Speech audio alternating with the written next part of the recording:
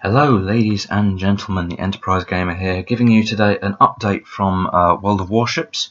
A couple of days ago now, World of Warships leadership team, including Philan, did a question and answer session, and I'm just going to give you guys a bit of an update and just a breakdown of what was discussed for the future of the game. So let's get into it. First of all, clans. Obviously, as of 0.611, we now have the clans. They have completely replaced team battles and all of that. So teams have been disbanded, and Wargaming has given credits as compensation to those who formed clans. Clan battles are planned to be 7 versus 7 in a similar way to team battles, and they are planned to be primarily at tier 10. However, they will not actually start until patch 0.612 or 0.613, and dependent on whether or not ranked then has very many people playing it, it may actually replace ranked battles.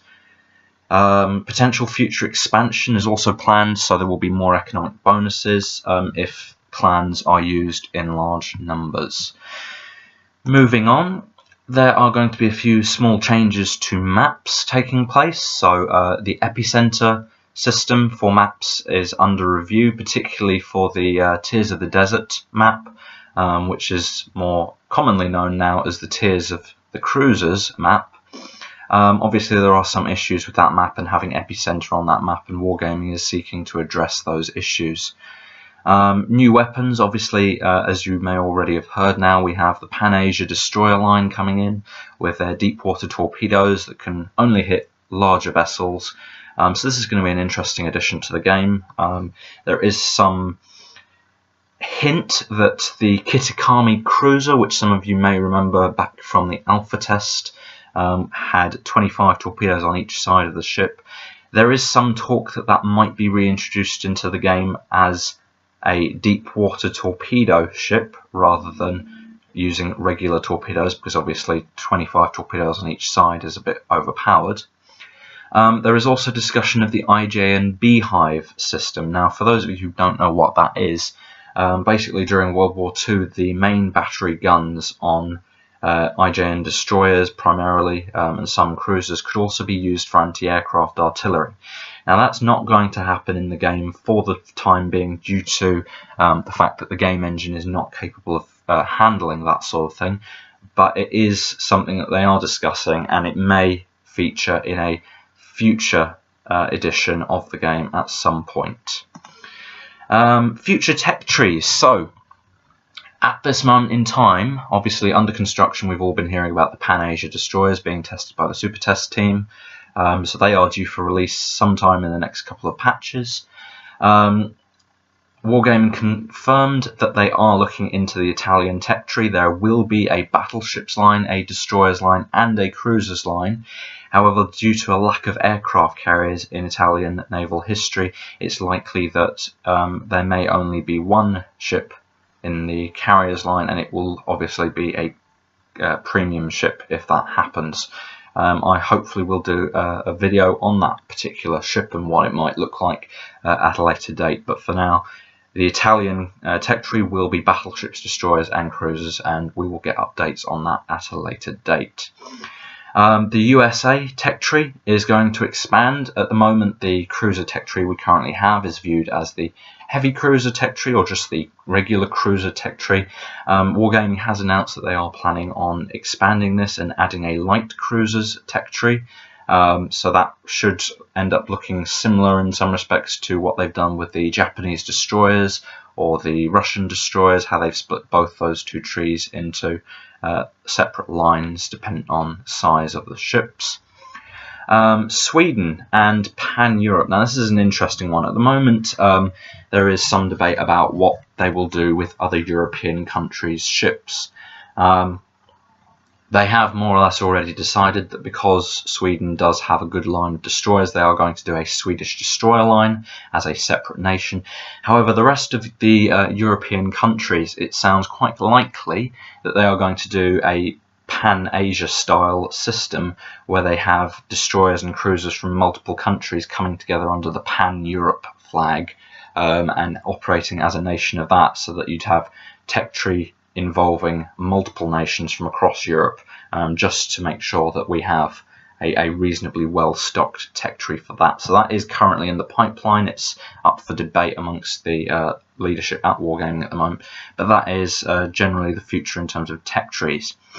Now, aircraft carriers, obviously we've had a lot of issues recently. You've no doubt all heard about the whole Graf Zeppelin incident, particularly involving iChase Gaming.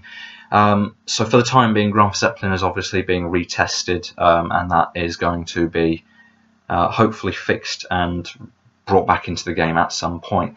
However, in the meantime, Wargaming have confirmed that there will not be any further carriers, whether that be premium or otherwise, entering the game until a major review of CV mechanics is done.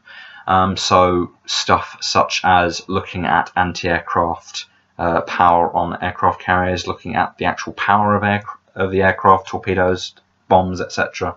And just generally doing a complete rework of aircraft carrier mechanics to make them A, more balanced between each other, and B, less overpowered against other ships. So that is the plan with aircraft carriers for the time being, so no further aircraft carriers are planned after Graf Zeppelin. Ranked battles. So Season 8 is currently penciled in for late 2017. In short, due to the fact that the first season of clan battles is to be expected sometime in either October or November, the general plan is that if clan battles do well, Season 8 of ranked battles should take place round about Christmas time. If it doesn't, if clan battles fail miserably, then Season 8 of ranked battles will be pushed back to sometime in 2018, or maybe cancelled altogether, depending on what happens. Future ports, so obviously recently we've had, in the last few patches, we've had the London port join us. We've also had the Russian port. They are now looking at a German port. They haven't confirmed what that is going to be at this moment in time. It is still currently in planning, but they have suggested that it might be the port of Hamburg, so keep an eye out for that, all of you German fans. Balance and other changes. So high tier Royal Navy battleships. They are looking at the information at the moment that they've received from the most recent patch, and they are certainly looking towards the possibility of nerfing the Royal Navy battleships, which have generally been viewed as well overpowered. So a nerf perhaps will be raising the Citadel on these higher tier Royal Navy battleships slightly, just to make them slightly less survivable, given their enormous hull boosts, which have been criticised by a lot of you in the community. Wargaming has also recognised that there has been a power creep on various tiers, obviously, because when the game started out it was just the American and Japanese lines, and now obviously we've got the British, the Germans, the Russians, French and Italians joining us shortly as well. They have recognised there are issues. However, they've decided they're not going to make any changes now because they don't feel the issues are severe enough. However, should the issues become severe at a later date, they will be addressed. Premium ships on the public test server. So back in the day, the public test server used to be able to buy premium ships using the doubloons you're given during the test period. That obviously has not been happening now for the last probably 10 or 12 patches.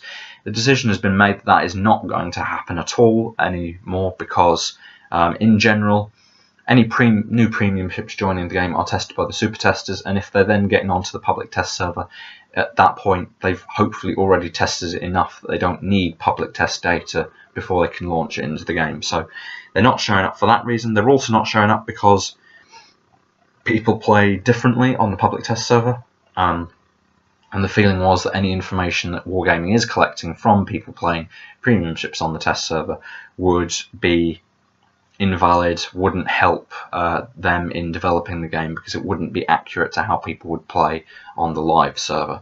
So those two reasons mainly why they are not available on the public test server anymore, and they're not likely to be available at all for the foreseeable future.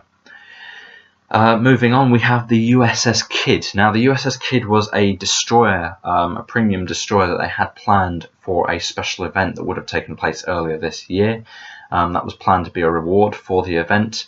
As things happened, that event did not actually end up happening. And so as a result, the USS Kidd has kind of been put in mothballs by Wargaming for the time being.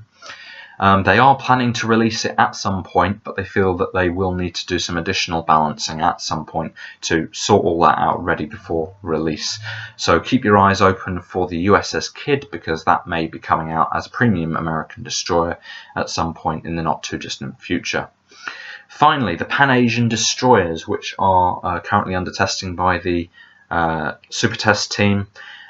They will be featuring radar at the moment. However, obviously, there is a lot of hate against the sheer number of ships in the game now featuring radar. The Pan-Asian destroyer radar will only last for 5 seconds according to current plans by Wargaming. This is to prevent using the destroyers as radar picket ships, and also just to help balance things out and prevent things from spilling over, people complaining and all the rest of that. So, moving on, just some final closing notes. Wargaming has teased the possibility of Yamato's sister ship, the Musashi. We've been told to keep an eye out for her at the Tokyo Game Show coming up in a couple of months' time.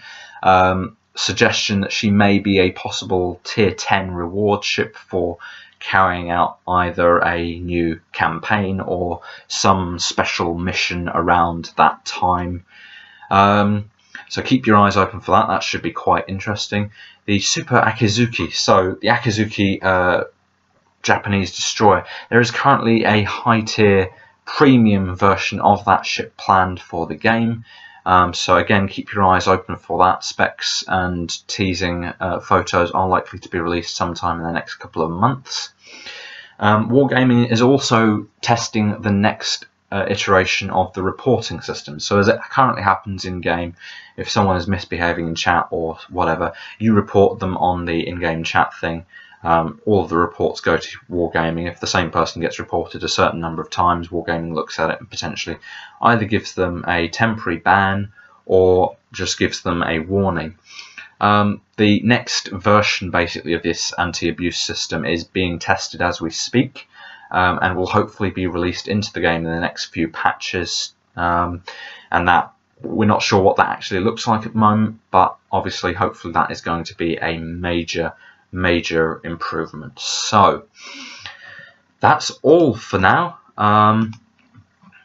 So don't forget to like, comment and subscribe. If you've enjoyed this video and you would like to be kept up with more information, please make sure that you subscribe and hit the little bell beside the subscribe button so that as soon as a video is uploaded you get notification of it. Thank you very much for watching. I'll see you next time.